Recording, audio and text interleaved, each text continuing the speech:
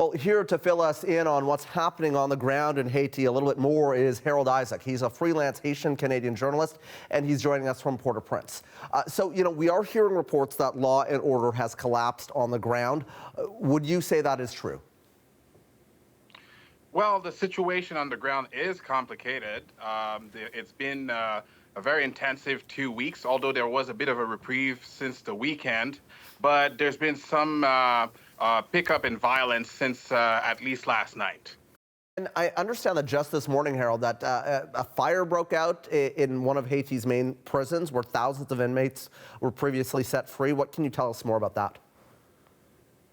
Well, yes, part of the building was set on fire this morning, or there was some sort of fire that broke, and there were a big billow of black smoke coming up over the city from the vicinity of the jail. However, the high profile and pretty much all the inmates that were remaining had been dispatched in several police stations in town after the major jailbreak that happened, because the vicinity of the jail had been deemed unsafe.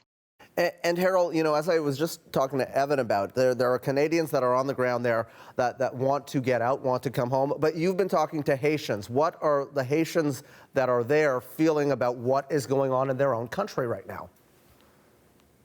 Well, sadly, they see it as yet a new cycle of violence.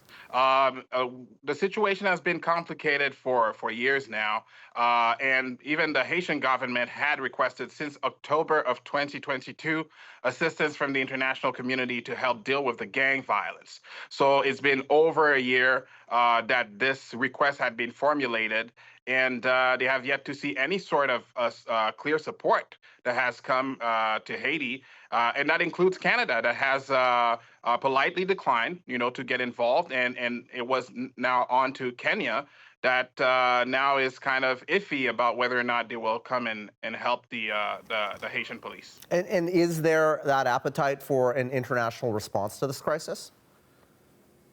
Well, I think the major distraught for folks here is that the international airport, they thought, was perhaps the red line that nobody would cross.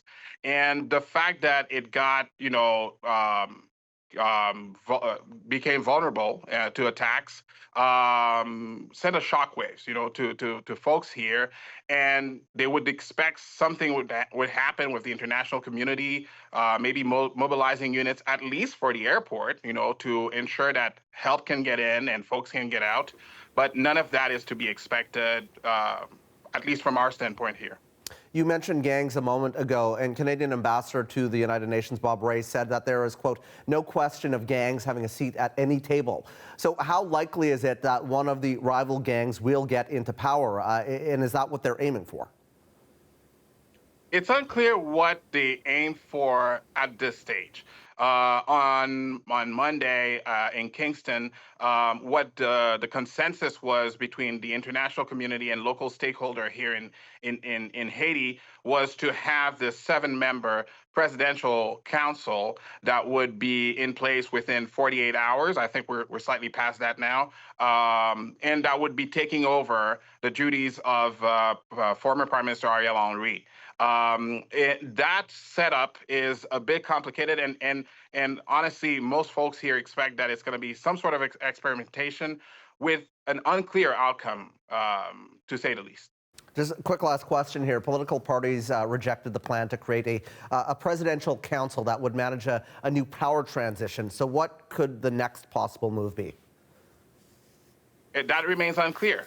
We have yet to know what the final setup for that presidential council will be, and how the country will react, how the gangs will react, how the streets will react. So it's all a lot of pending questions at this stage vis-a-vis the next steps. Okay, Harold, stay safe. That is Harold Issac, a freelance journalist in Haiti.